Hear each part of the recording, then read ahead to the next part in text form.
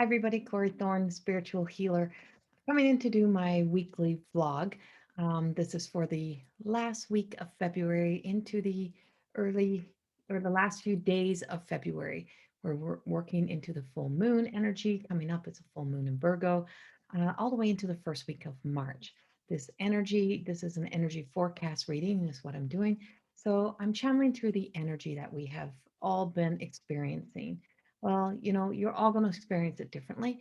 So I have to say that when you're experiencing your energy, when you're experiencing energy, is that everyone is having their own personal experience. So when we're so quick to decide for everybody exactly what somebody is feeling, well, it's not always going to be true to you.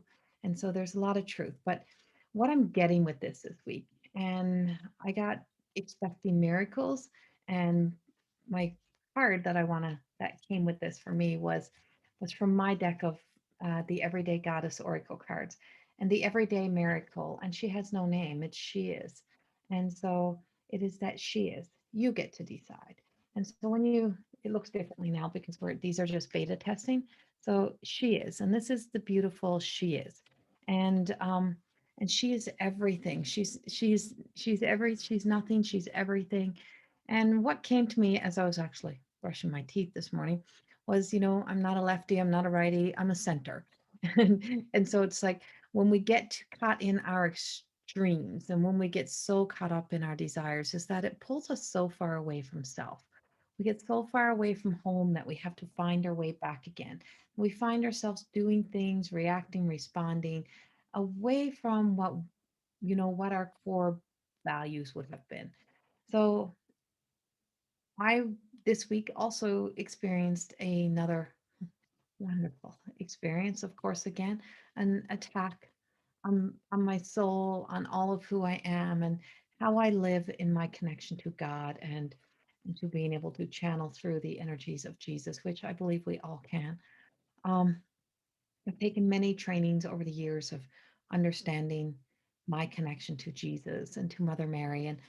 And so this forecast reading is truly about not losing you, not losing your way in a world that wants to get its own way, a world where we are living where we are being forced. So we have that ability to be creative, to have our creative mind, to live with our creative self as being a choice to choose. So we get to create it, but our creativity is being manipulated and being controlled.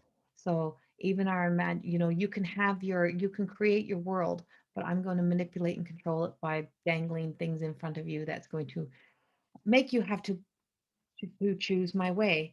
It's like I don't feel as if we are being left with choices in a lot of areas. It's either this way or nothing. It's either you're this or you're nothing. You're not. And who gets to decide that for us? So we have the whole world acting as if it is God type of thing, and not everybody within the world. I mean, we're acting uh, beyond being dignified. And so the dignity of humanity is being tampered with. And so why can we not see was what I kept hearing screaming at me. Why can we not see? Have we not yet learned?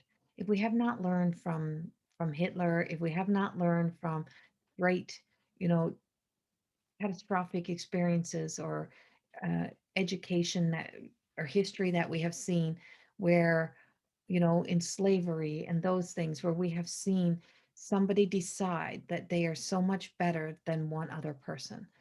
So no matter what it is, it's how Jesus ended up on the cross. And those were supposed to be good people that put Jesus on the cross. Remember, they were people that were in charge of establishments where, they were supposed to be doing the right thing for their people, that in order to keep the sanctuary of that church the way it always was that they had to stifle the person that was walking away and saying, we don't need to all be separated. We can think, if we come together. And so there's all these different places where if we can get past our ego and we can look in at these situations, we can see how the world is becoming this again in so many ways. Divide and conquer, right? Divide and conquer. Let's make one look like it is absolutely horrible, like all people of that have a different view are absolutely horrible people.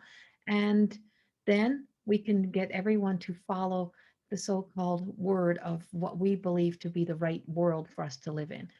And that has never worked. It has been that has been a dangerous game to play. It's like when you hand out when you play those cards and you hand out those hands, and there's only a win for one, or it ends up being a no win situation. It ends up being catastrophic. Catastrophic is what they tell me. It ends up being absolute chaos, and it's a complexity that is very hard to return from. And so we see that even amongst when we get little cliquish little groups together, when when we get societies and friendships where we think, if you're not this and you're not that, then you're no, if you don't come to my side or this side. And so I know I've been speaking about this for a while, but why do we create why do we create someone into a monster to get the world to sway? Why do we create a culture, a society into a monstrous? Why do we do that? Why do we find little nuggets of things that have happened throughout life, or little things that they may have done in the past, and we turn them into a monster? And we create that story. And why are we so easily swayed into believing those things? Why do we not question? Why do we just allow?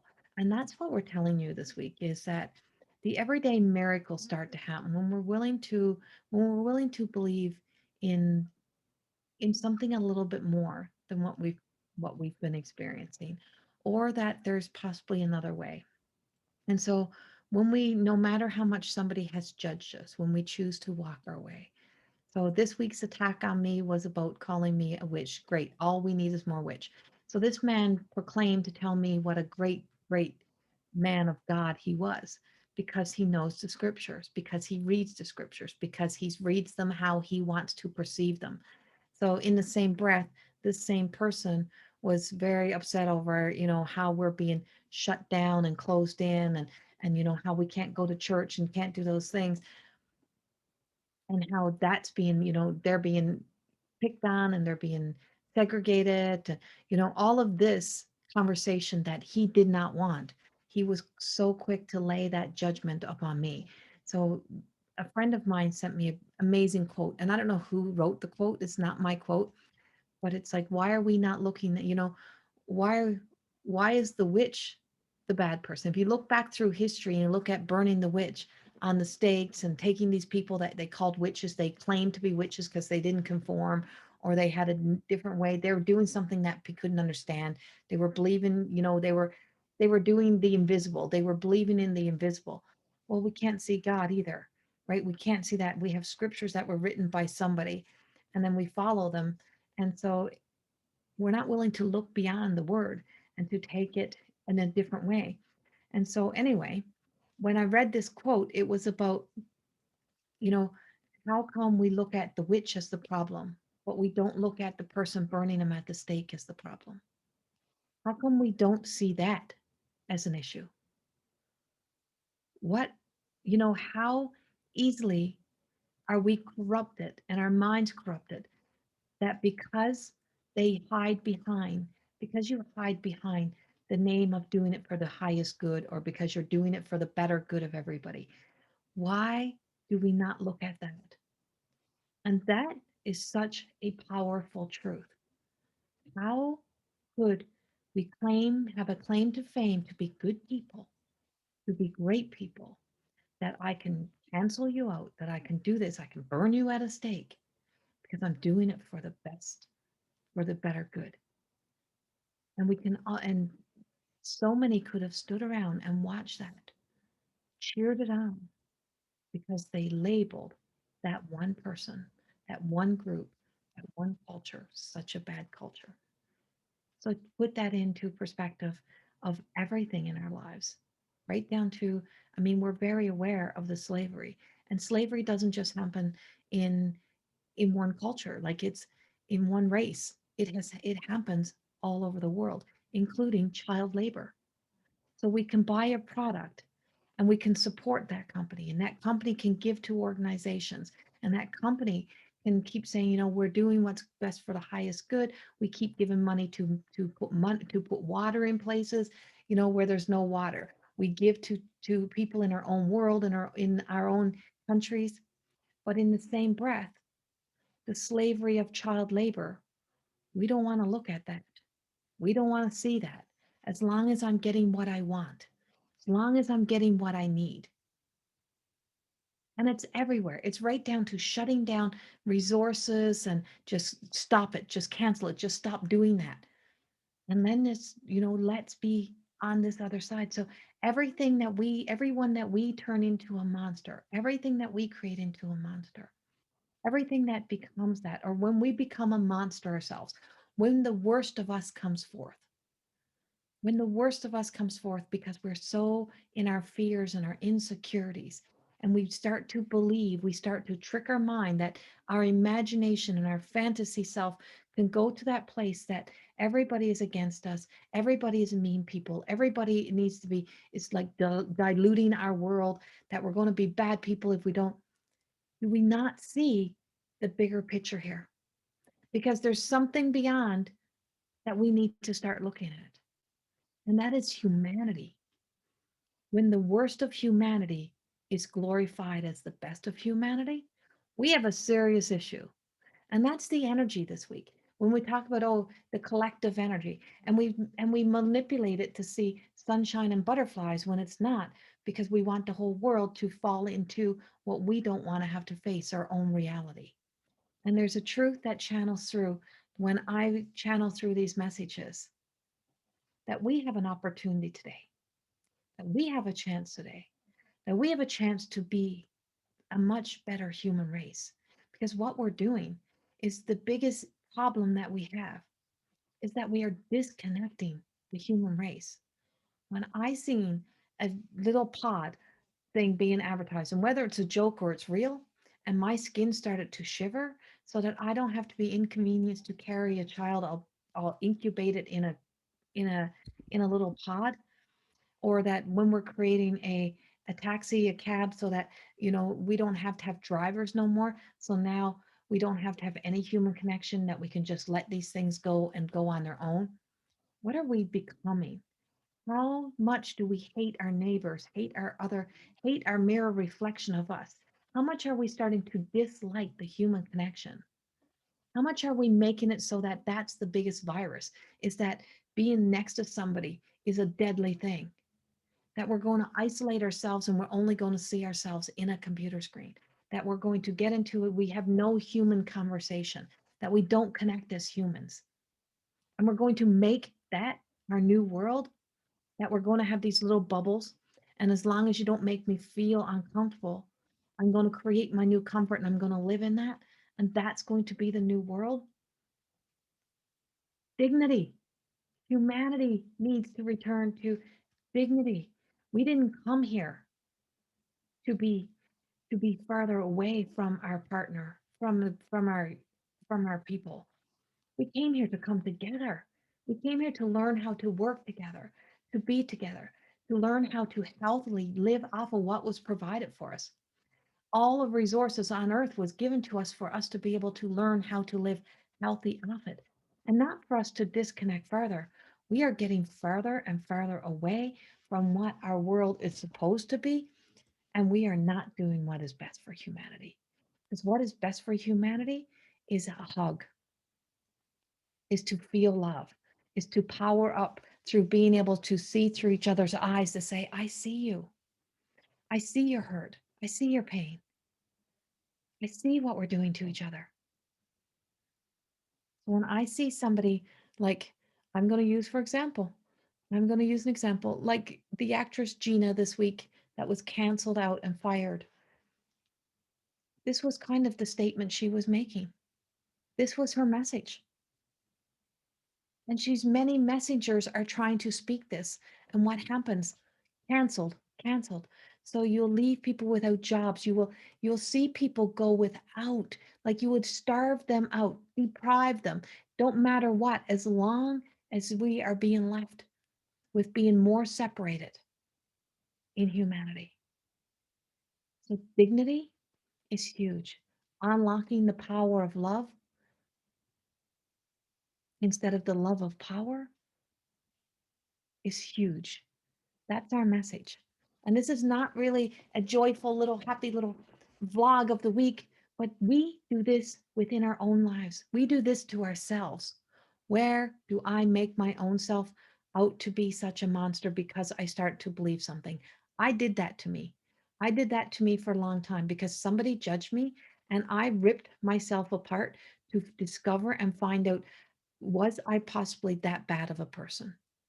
If I'm this judged, if I'm this attacked, I must be a bad person somewhere. If everybody's blaming all of their problems on me, not everybody, but if people are, that's what I start to feel. So when you get caught in that part of your head, when you get there, then I must be a problem.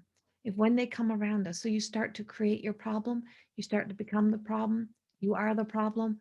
When that starts to roll out for you, we have a much bigger problem because then you start to really isolate yourself. We start to close down, and then we think, well, I'm not going to have any part of humanity. I'm not going to be out there. We have to start to make the changes today. Why can we not see the unhealthy effects of what we are doing, all to sway the world, to manipulate the world into having a view, a perspective, to change its ways? We were not near as damaged as what we are being perceived to be. The biggest virus we have today is that we have lost dignity for each other, that we've lost our own dignity, that we have lost our integrity. The foundation is weak because there is no strength. The integrity is weak, and it is watered down and it is manipulated into a new meaning, into a new way of thinking, and all because we believe the words and we believe the words that come out over someone's mouth, and we're not willing to question beyond. If I'm if I am to be the leader of the witch, then I will happily take it. If I'm to be the leader of the goddess, I will happily walk it. I will walk the fire because I am not becoming that energy. And I'm not going to let that energy take me down because I truly believe that if we can't start reaching out and touching each other's hands, starting with your neighbors, if you can't go out and touch the heart of your neighbor and do something kind or to be kind to each other, no matter if you have a different view, no matter if you think differently, you never thought of this. This wasn't such a big deal until there was a motive, until there was the manipulation of the mind. And that's how it all begins. How the witch hunt, that's how all of these big dictators start. So take a good look.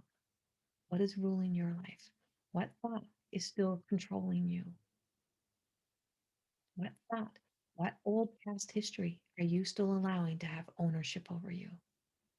Today and every day, really truly consider this and stop letting fear lead our lives. Fear is the most damaging virus we will ever have.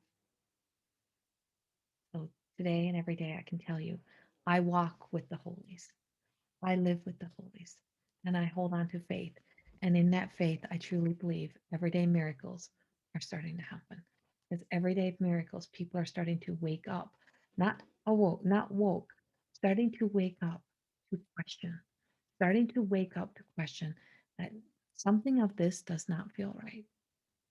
The change is that we start to question, that we start to believe in ourselves, have faith in us, to question beyond the word that we have held tight, that maybe we have become like those people standing around burning the witches, or those people standing around throwing rocks at Jesus as he was on that cross.